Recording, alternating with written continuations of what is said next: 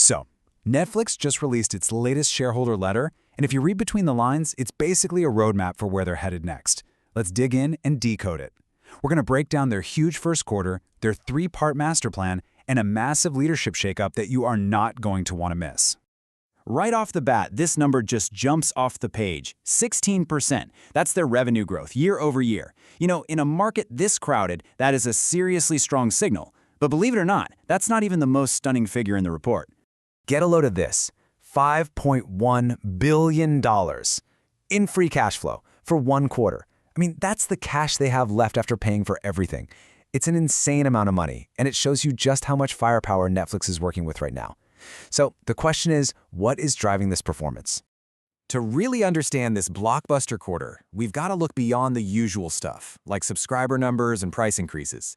There's this one fascinating little detail, kind of hidden away in the financials, that tells the real story. It turns out a massive chunk of that quarterly profit came from something totally out of the blue, a one-time $2.8 billion termination fee from a deal with Warner Bros.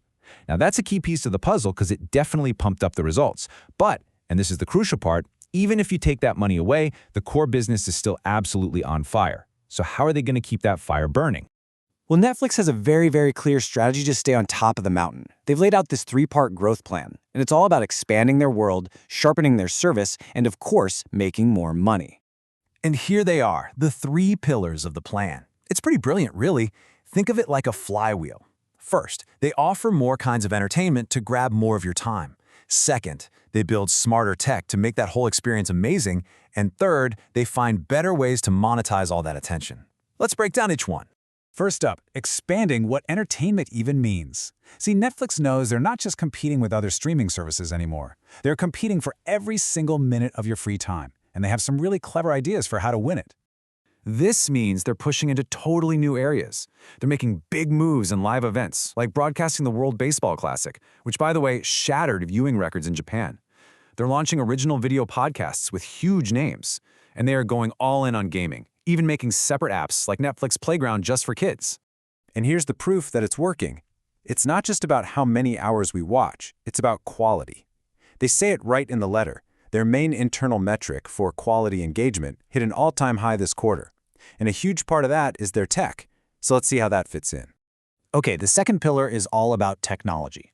You got to remember, Netflix was born in Silicon Valley. Tech is literally in their DNA, and they're using it to polish every single part of the service, from how you find a new show to how those shows even get made. And these are not just little tweaks in the background. We're talking a whole new mobile experience with a vertical video feed. Sound familiar? They also bought a company called Interpositive to give creators new generative AI tools, all while using AI to get scarily good at recommending your next obsession. And that, of course, leads us to the final and most critical piece of the plan, monetization. How do you turn all this time and tech into revenue? Well, the answer comes in two parts, ads and pricing. On the advertising side, their goal is ambitious, to say the least. They're aiming to hit $3 billion in ad revenue in 2026. For perspective, that is double what they made just the year before. That's an incredibly aggressive target, and it tells you how important this is to them. So why are they so bullish on ads? Because people are actually signing up for it. In the places where the ad plan is available, it makes up a wild 60% of all new signups. It's not just an option anymore, it's a massive hit. And then you have the other part of the equation, pricing. Netflix made a bet that the value they offer is strong enough that people will pay more for the ad-free plans. And the result? In their own very understated words, the price changes have gone well. Yeah, a simple little phrase that means their strategy is working perfectly. All right, so buried amongst all the strategy and the big numbers, the shareholder letter also dropped a piece of news that is genuinely massive, a real changing of the guard at the very top. Reed Hastings, the co-founder, the guy who pretty much invented the entire streaming industry we know today, he's not standing for re-election to the board. It is truly the end of a remarkable chapter in business history.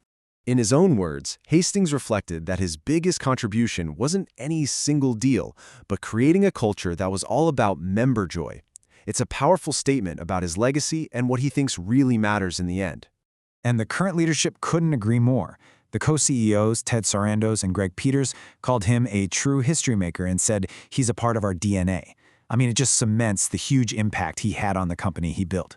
So with a new era of leadership starting and this clear strategy in place, what does the future actually hold? I mean, how much bigger can Netflix really get? Well, to understand their potential for growth, you really only need to know this one number. For all its success, Netflix still only captures about 5% of all TV viewing time around the world. So from their perspective, unbelievably, they're still just getting started. And this quote right here, this is the key takeaway from the whole thing. In this super competitive world, their core mission isn't just to be good, it's to improve faster than everybody else. This is the mindset that's driving everything we've just talked about. Which leaves us with the ultimate question, doesn't it? Their entire strategy is to out-innovate and outmaneuver a massive field of rivals, from Disney and Amazon to TikTok and Roblox. So based on everything we've just seen, are they pulling it off?